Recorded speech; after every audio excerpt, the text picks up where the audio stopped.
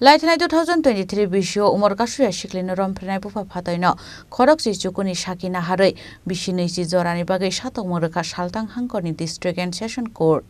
Patimunote kerang kerang Osmita Bonik Saka Bini Sakawa Bokse kerang nokoboi multiple streamon rusaka satok mong abuno karibo dage murusaka au murkashiga shiklino জরিমানা রনানি বাগাই হেনই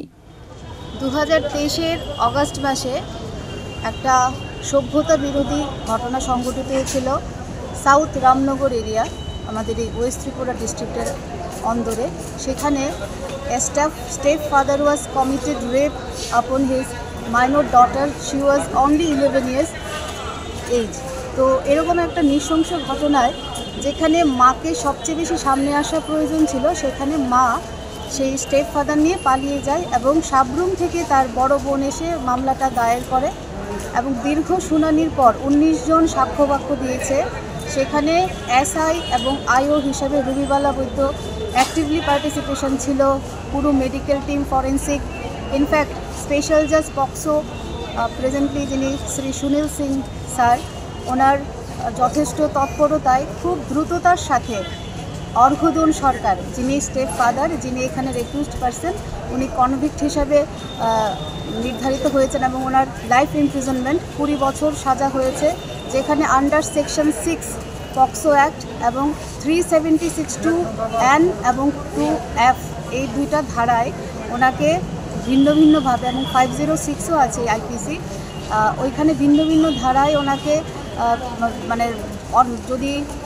অনাদায়ে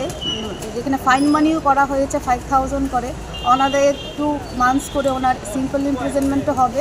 আর এখানে লক্ষণীয় বিষয় উনি life imprisonment পেয়েছেন এবং সেটা আমরা দেখতে পেয়েছি খুব দ্রুততার সাথে বিচার হয়েছে যেখানে দেখুন একটা শিশু নিজের বাড়িতে সবচেয়ে বেশি সুরক্ষিত সেখানে তার বাবার দ্বারা সে অত্যাচারিত হয়েছে এবং মাও তার কোনো সাথে ছিল না সরকার প্রথম থেকে from the very first day she was in government custody তাকে প্রথম ওপেন শেল্টারে রাখা হয়েছে এখনও সে সরকারের তত্ত্বাবধানে আছে সুস্থ স্বাভাবিক জীবন নির্বাহ করছে এই মামলার যে আপনার রায় দিয়েছে এটা একটা বিশেষ লক্ষণীয় বিষয় হয়েছে 357 অফ সিআরপিসি ভিকটিম কম্পেনসেশন যেখানে মাননীয় আদালত মহামান্য আদালত স্পেশাল জাজ POCSO court number 3 district legal service authority যিনি আমাদের মেম্বার সেক্রেটারি ওনার জন্য একটা নির্দেশ রেখেছে যে ভিকটিমকে যেন কম্পেনসেশন দেওয়া হয় অ্যাজ পার ল এবং সে যেন প্রপার জাস্টিস পায় তো বর্তমানে আমরা একটা জিনিস দেখতে পাচ্ছি যে কোর্টগুলো যে শুধুমাত্র জাস্টিস অফ টেম্পল আইনে কাগজি কলমে সেটা না সেটা মানবিক দিক দিয়েও একটা উজ্জ্বল দৃষ্টান্ত রাখতে পেরেছে এবং আমরা আশাবাদী ভবিষ্যতে যারা অপরাধী তারা অপরাধ সংঘটিত করার আগে অন্তত হলেও